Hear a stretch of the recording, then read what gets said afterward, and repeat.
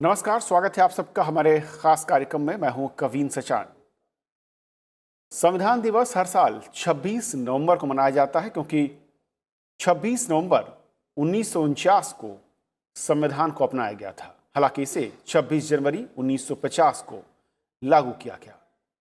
लेकिन लगातार एक सप्ताह तक चलने वाले संविधान सप्ताह में हम आपको हर रोज संविधान से जुड़े कुछ रोचक तथ्य और उससे जुड़ी बातें और किस तरीके से भारतीय लोकतंत्र में संविधान की भूमिका रही है, इस पर चर्चा करेंगे। क्योंकि भारतीय संविधान में 448 अनुच्छेद और 12 अनुसूचियां हैं और ये हस्तलिखित संविधान है जिसमें 48 आर्टिकल हैं। हालांकि इसे तैयार करने में 2 साल 11 महीने 17 दिन का वक्त जरूर लगा, लेकिन इसमें लचीलापन है क्योंकि वक्त के साथ इसमें बदलाव के विकल्प भी दिए गए हैं। लेकिन आज अपने इस कार्यक्रम में समझेंगे कि असल में एक बड़े लोकतांत्रिक देश भारत में किस तरीके से संविधान की भूमिका रही है। अब तक के सफर में किस तरीके से अलग अलग संस्थाओं, राज्यों और व्यक्ति के तौर पर अधिकारों को देखें या उसकी विकास यात्रा को, उसमें संविधान किस तरीके से हर वक्त साथ खड़ा हुआ नजर आया है। और जहां पर भी इसमें बदलाव, संशोधन की जरूरत महसूस हुई है, समय समय पर इसमें वो बदलाव भी किए गए हैं। और इसका असर किस तरीके से हमने देखा है आज़ादी के बाद से 2020 तक, ये भी समझेंगे अपने 3 बेहद खास मेहमानों के जरिए। हमारे साथ हैं देशरत्न निगम, जो कि सुप्रीम कोर्ट में एडवोकेट हैं, आपका स्वागत है। हमारे साथ चक्षु राय जी हैं, जो कि PRS में आउटरीच कार्यक्रम के हेड हैं, आपका स्वागत है। और हमारे साथ प्रोफेसर SP श्रीवास्तव जी हैं, जो कि नेशनल जुडिशियल अकेडमी भोपाल में हैं, आपका स्वागत है।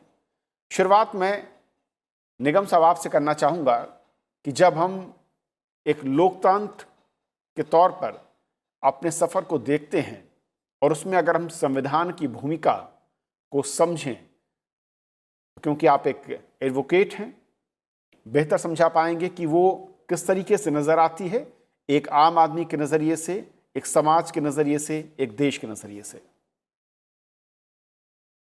जी देखिए, अगर हमें अपने संविधान को समझना है तो हमें अपने पड़ोसी देशों को देखना पड़ेगा। वहाँ क्या हुआ और हमारे यहाँ क्या हुआ और हमारे संविधान ने हमें किस तरह से आगे बढ़ाया लोकतंत्र और स्वतंत्र राह पर। जिस तरह से सरकारें आईं और गईं, चुनाव हुए, और उसको अगर देखें तो जो प्रक्रिया हमारे संविधान में दी हुई है वही लागू हुई, उसी पे हम चले। और आज भी जो सरकारें हैं इसी संवैधानिक प्रक्रिया के तहत आ रही हैं और जा रही हैं। कहीं कोई डिक्टेटरशिप नहीं हुई, कहीं किसी तरह का, हाँ, एक काला अध्याय इमरजेंसी का जरूर आया, लेकिन जनता सशक्त थी, उन्होंने उस बात को, सरकार उस वक्त बदल दी थी, तो आगे आने वालों के लिए एक पाठ भी पढ़ा दिया था कि इस तरह का कोई आप खेल या खिलवाड़ ना करें राष्ट्र के साथ। देखिए, कोई भी जो अच्छा संविधान बनता है तो वो क्या करता है कि वो राष्ट्र की एकता और संप्रभुता के का रखवाला होता है, वो उसका बचाव करता है, उसके बारे में बताता है, अपने नागरिकों की रक्षा करता है, उनके अधिकारों की रक्षा करता है और मूलभूत अधिकार देता है और मूलभूत दायित्वों का बोध कराता है। और 3 जो अंग हैं हमारे राष्ट्र में, सरकारी अंग हुआ या आपका न्यायपालिका हुई या संसद हुई, उनके अधिकार क्षेत्र बताता है, उनके ऊपर संतुलन और नियंत्रण दोनों ही रखता है, चेक एंड बैलेंसेस रखता है। स्वतंत्र न्यायपालिका देता है, स्वतंत्र आपको संसद भी देता है और सरकार भी स्वतंत्र रहे कानून के दायरे में कार्य करने के लिए। और ये सरकार ईमानदारी से काम करे, अच्छे तरीके से, उसकी भी जो प्रक्रिया है उसको भी सुनियोजित करता है। अगर आप देखें कि आपके अधिकार हैं और या दायित्व है, वो दोनों का बोध और रक्षा आपकी न्यायपालिका करती है और सरकारों की भी जिम्मेदारी है। और ये सरकारें आए कैसे, उसके लिए उन्होंने इलेक्शन कमीशन का प्रावधान किया है। जो करदाता है और उनके जो पैसे हैं उनका सही और ईमानदारी से इस्तेमाल हो, तो ऑडिट की प्रोविजंस दिए हुए हैं, CAG का प्रोविजंस दिया हुआ है। ये बहुत ज़रूरी है कि जो जनता का पैसा है उसका सही उपयोग हो रहा है, ईमानदारी से हो रहा है। और एक बैलेंस बना के रखता है आपके फंडामेंटल राइट्स और फंडामेंटल ड्यूटीज़ में। डायरेक्टिव प्रिंसिपल्स हैं जो आपके पॉलिसी गाइडलाइंस करते हैं कि ये आपकी पॉलिसीज़ इसके तहत बननी चाहिए। तो एक जो मूलभूत ढांचा आपका जो दिया हुआ है आपने, मैं मोटा मोटी बता रहा हूँ, बाकी तो अंदर हम बाद में जाएंगे। तो ये आपको बताता है कि सरकारें किस तरह चलनी चाहिए और बताता है, ये भी बताता है कि जनता सुप्रीम है, सर्वोच्च है। भारतीय जनता सर्वोच्च है इसलिए क्योंकि ये संविधान जनता ने ही दिया है अपने आप को, और ये जनता वो जनता है जो आज की जनता है। ऐसा नहीं है कि जो जनता उस वक्त थी, ये जनता अलाइव एंड किकिंग जिसको कहते हैं, आज की जनता है। वो संविधान हमको हर दिन देती है। ऐसा नहीं कि एक बार दे दिया गया, तो इसको बहुत ही जीवंत संविधान बोला जाता है कि, और जनता इस पर हमेशा नजर रखती है।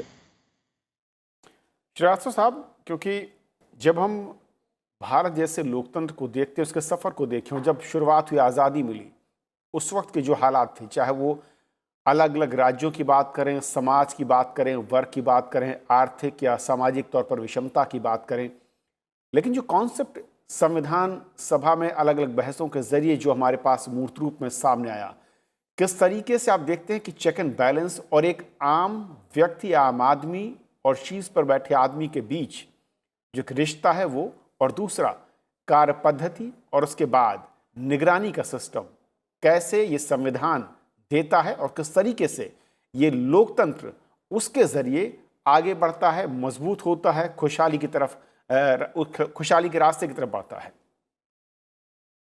संविधान एक आधारभूत ढांचा है जिसके आधार पर पूरी सरकार चलती है।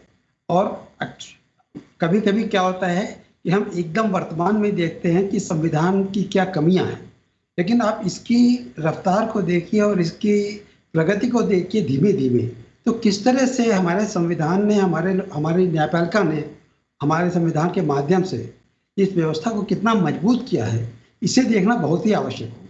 मैं न्यायपालिका की बात करना चाहता हूं क्योंकि मैं न्यायिक अकादमी से जुड़ा हुआ हूं, और जिस तरह से धीरे धीरे आप देखिए कि सुप्रीम कोर्ट ने बहुत रिस्ट्रिक्टिव इंटरप्रिटेशन को छोड़ के बहुत ही लिबरल और ब्रॉड इंटरप्रिटेशन किया है और न्यायपालिका को रियली इफेक्टिव बनाया है। आलोचनाएं होती हैं, लोग कहते हैं कि हमको न्याय नहीं मिलता है या बड़ी परेशानियां हैं, लेकिन आप ग्राउंड रियलिटी देखिएगा तो अभी भी न्यायपालिका ही एकमात्र ऐसा उपचार है जहां पर आदमी को विश्वास है। आर्टिकल 21 का इंटरप्रिटेशन करते हुए सभी जानते हैं सुप्रीम कोर्ट ने कितना विस्तृत और कितना विस्तारवादी इंटरप्रिटेशन किया है कि कई अधिकार, कई चीजें जो कि छूट गई थी लिखित संविधान में, उसे हमने समावेशित कर लिया है। ड्यू प्रोसेस ऑफ लॉ जो अमेरिका का फंडामेंटल रूल था, जिसको कि हम लोगों ने छोड़ दिया था, लेकिन 75 में मेनका गांधी के केस में सुप्रीम कोर्ट ने इसको अपने यहाँ आत्मसात कर लिया है। राइट्स बहुत से बढ़ा के रख दिए हैं। हम पर्यावरण के ऊपर भी ध्यान देते हैं, शिक्षा के ऊपर भी ध्यान देते हैं, हर चीज पर हम सुप्रीम कोर्ट के माध्यम से, उच्च न्यायालयों के माध्यम से आज ध्यान दे रहे हैं। तो ये जो हमने आधारभूत ढांचा खड़ा किया था संविधान बना के, उसे हमने बहुत विस्तारित किया है। वर्तमान में हो सकता है हमें ऐसा लगे कि हम बहुत अच्छे नहीं जा रहे हैं, लेकिन आप इसको अगर एक पृष्ठभूमि में देखेंगे, बैकग्राउंड में देखेंगे, तो आपको पता चलेगा कि वाकई हमारी जर्नी बहुत ही शानदार रही है और हमने बहुत अच्छे अच्छे काम किए। आज भी लोग न्यायपालिका में आते हैं, उनको उपचार मिलता है। कोई संस्था शायद नहीं होगी कि आज सुबह एप्लीकेशन लगाइए, दोपहर में आपको ऑर्डर मिल जाता है। न्यायपालिका में ऐसा होता है। तो ये बड़ी कम चीज नहीं होती है, लोगों को विश्वास होता है कि वो जाके उपचार ले सकते हैं। तो इसे देखते हुए हम जानते हैं कि न्यायपालिका जो कि लोकतंत्र का एकमात्र मजबूत आधार है, बिना स्वतंत्र न्यायपालिका के हम लोकतंत्र की कल्पना भी नहीं कर सकते। उस न्यायपालिका को हमारे संविधान ने बहुत ही मजबूत बनाया है और हमारे न्यायाधीशों ने भी इसको बहुत आगे ले जाने का प्रयास किया। धीमे धीमे प्रशिक्षण के रूप में भी हम लोग क्या करते हैं कि न्यायिक अधिकारियों को धीमे धीमे, हर स्टेट में एक एकेडमी है, सेंटर की एकेडमी भोपाल में स्थित है। एकेडमी में न्यायिक अधिकारी जजेस आते हैं, आपस में बातचीत करते हैं, प्रशिक्षण देते हैं और अपने को और ज़्यादा मजबूत करके वापस न्यायपालिका में जाते हैं और काम करते हैं। इनका प्रभाव होता है। तो हर चीज़ बुरी नहीं है, बहुत ही अच्छी अच्छी चीज़ें आगे पीछे हो रही हैं, जिनको कि जब आप एक कॉन्टेक्स्ट में देखेंगे तो आपको पता चलेगा कि वाकई हमारा न्यायपालिका के माध्यम से अपना लोकतंत्र बहुत मजबूत होता जा रहा है। श्रीवास्तव और साहब, हुआ बिल्कुल ठीक कहा आपने, लेकिन हम अगर तमाम अंगों को एक साथ देखने की कोशिश करें, और चक्षु जी, क्योंकि अगर हम जो हमारी विधानसभाएं हैं या हमारी जो संसद है, अगर उस नज़रिए को देखें और जो संविधान में इसके अधिकार दिए गए, किस तरीके से आम पब्लिक को रूल्स मिलेंगे, कैसे उनकी कार्यशैली तय होगी, उसे आप कैसे देखते हैं? और ये जो टूल संविधान में जिस मकसद के साथ उनकी स्थापना की गई, और वो उस दौर में, यानी कि मैं कहूँ कि 50 के दशक में जब इसकी बात होती है, चर्चा होती है, वो आज के दिन भी किस तरीके से जो है प्रैक्टिकल दिखते हैं, धरातल पर उनका असर दिखता है, और किस तरीके से दूरगामी नतीजों को देखते हुए संविधान में उनको जोड़ा गया। रविंद्र, आपने जो बात रखी है उससे मैं बहुत सहमत हूँ। आप ये देखें कि एक जो ऐसा दस्तावेज जो कि 1950 में बना था, वो आज भी देश का मार्गदर्शन कर रहा है। तो मेरे हिसाब से जो संविधान है वो एक जीवित दस्तावेज है, जिसकी बात मेरे फेलो पैनलिस्ट भी कर रहे थे। बट पिछले 60-65 सालों में जो संविधान में धीरे धीरे बदलाव लाए गए, उन बदलावों का मकसद ये है कि संविधान करंट रहे, जो लोगों की अपेक्षाएं हैं, जो लोग उससे चाहते हैं, जो देश के सामने नई चुनौतियां हैं, संविधान उनको पूरी तरह से एड्रेस कर पाए। आपने विधायिका की बात करी, और श्रीवास्तव साहब उससे पहले न्यायपालिका की बात कर रहे थे। संविधान एक भूमिका बांधता है, और वो भूमिका ये है कि न्यायपालिका, कार्यपालिका और विधायिका, इन तीनों में एक थोड़ा सा ये एक दूसरे के साथ काम करते हैं अपने अपने अलग अलग डोमेन में। और हमारे संविधान ने पूरी कोशिश करी है कि ऐसा संविधान बना कि न्यायपालिका के पास, कार्यपालिका पास और विधायिका के पास अपना अलग अलग क्षेत्र हो काम करने का, और एक दूसरे के क्षेत्र में इंटरफेयर ना। जो कानून बनाने की प्रक्रिया है, कानून बनाने की प्रक्रिया हमारे संविधान ने दो तरह से स्पष्ट करी। एक कि जो कानून बनेगा उस बनाने की प्रक्रिया क्या होगी, किस तरह का बहुमत चाहिए होगा, क्या अगर दोनों जब सदन, राज्यसभा और लोकसभा किसी चीज पर सहमत नहीं होंगे तो उस सहमति को लाने के लिए क्या प्रक्रिया रहेगी, अगर संविधान को बदलना हो तो उसके लिए क्या प्रक्रिया रहेगी। संविधान को बदलने के लिए संविधान एक थोड़ा सा उसमें एक चेक ये भी डाला गया कि सिर्फ लोकसभा की अगर बहुमत हो और जॉइंट सेशन बुलाकर आप संविधान को नहीं बदल सकते हैं, ये डाला गया। राज्यों को ये फ्रीडम दी गई कि अगर उन्हें एक दूसरा सदन चाहिए तो वो कर सकते हैं, और अगर उन्हें दूसरा सदन नहीं चाहिए तो वो दूसरे सदन को हटा भी सकते हैं, ये भी किया गया। एक थोड़ा सा मैं डिस्टिंक्शन लाना पाऊंगा, जैसे कि अगर मान लीजिए आप यूनाइटेड स्टेट्स ऑफ अमेरिका का कॉन्स्टिट्यूशन देखें, तो वहां पे ये होता है कि अगर उनके सदन में अगर बजट नहीं पास हो पाता है तो उनकी जो सरकार है वो शट डाउन में चली जाती है। हमारे यहाँ पे ऐसा है ही नहीं। हमारे यहाँ पे ऐसा है कि अगर कोई सरकार अपना बजट संसद में पास नहीं करा पाती है तो इसका मतलब उसके पास संसद का सपोर्ट नहीं है और उसका इस्तीफा हो जाता है। हमारे यहाँ पे सिर्फ चुना हुआ जो सदन है, जो डायरेक्टली इलेक्टेड हाउस है, उसी के पास पावर ऑफ द पर्स है, बजट की उसके पास पावर है, राज्यसभा के पास पावर है। और सबसे बड़ी बात, ये सारी चीजें जो हमारी विधायिका करती है, वो उसका नेतृत्व जो करते हैं, जो उपराष्ट्रपति हैं राज्यसभा के लिए और जो लोकसभा के स्पीकर हैं, जब उनका शपथ ग्रहण होता है तो वो ये कहते हैं कि वो संविधान को बचा के रखेंगे। और ये काफी इंपॉर्टेंट हो जाता है दैट हमारे यहाँ पे the presiding officers are come from the house. उपराष्ट्रपति जी नहीं आते हैं, वो सदन का हिस्सा नहीं होते हैं, बट अधिकतर ये देखा गया है that the presiding officers guide the house. एक आखिरी चीज मैं ये कहना चाहूंगा, ये नहीं है कि अगर विधायिका कोई कानून बना देती है तो वो एकदम फुल और फाइनल हो जाता है।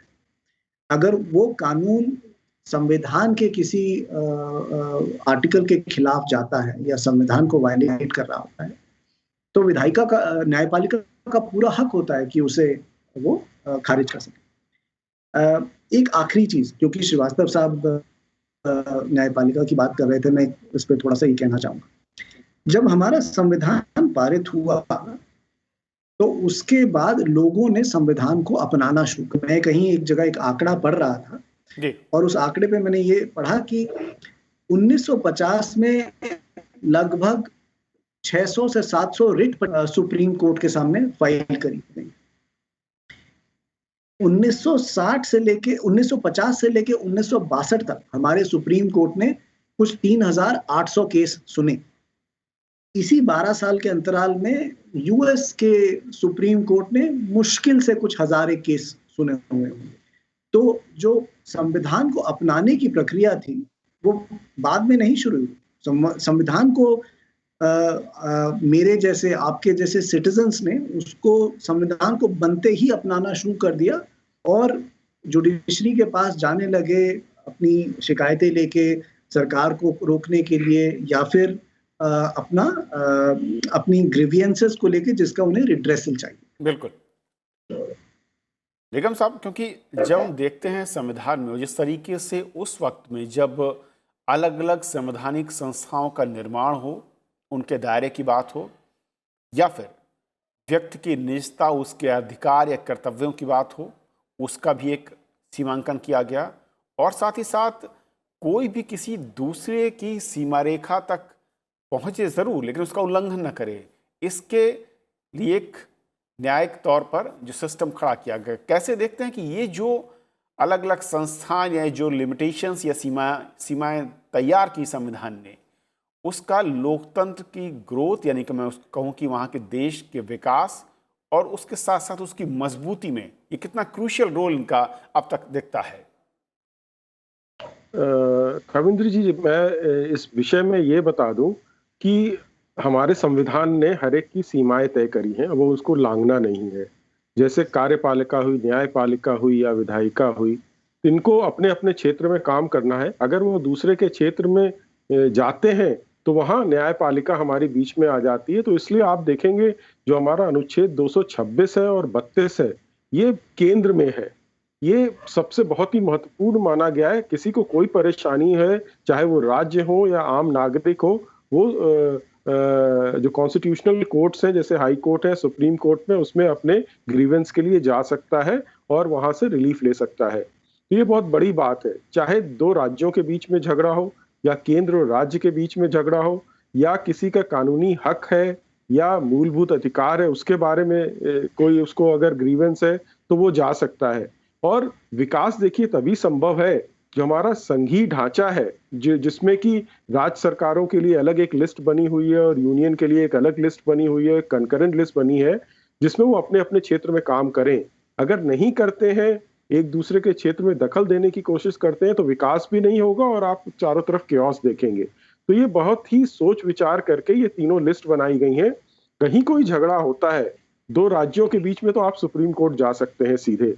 तो ये जो व्यवस्था की गई है ये, और जैसे चुनाव प्रक्रिया है हमारी, इलेक्शन कमीशन का जो निर्धारण किया हमारे संविधान ने, ये बहुत बड़ी बात है। उसको चुनाव करवाने हैं और जो आपको जो आपको राइट दिया हुआ है आपको अपने वोट का, वो संवैधानिक कॉन्स्टिट्यूशनल राइट नहीं है, वो आपका लीगल राइट है जो रिप्रेजेंटेशन ऑफ पीपल्स एक्ट में आता है। ये भी बहुत सोच समझ के रखा गया है, क्योंकि कई बार ऐसा हो सकता है कि ऐसे हालात हो सकते हैं कि आपका वो हक उस वक्त सस्पेंड कर दिया जाए।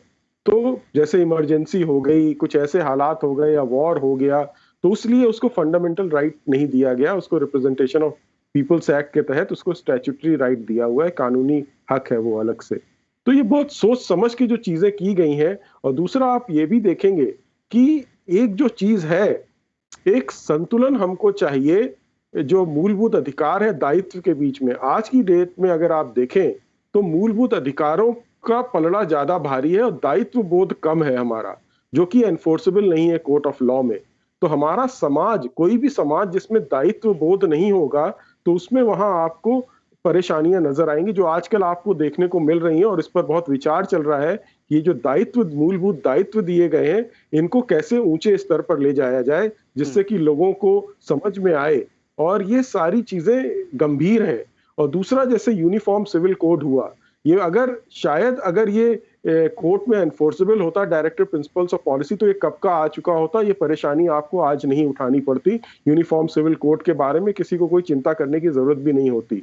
तो एक जो समाज है, कुछ चीजें हैं, जैसे इवोल्यूशनरी है हमारा संविधान, जीवंत है, जीवित है और इवोल्यूशनरी है, और जनता को ये ताकत दी गई है कि समय और चुनौतियों के हिसाब से वो उसमें बदलाव करे। 100 से ज्यादा संशोधन हो चुके हैं, 395 किसी समय आर्टिकल हुआ करते थे, आज 448 है।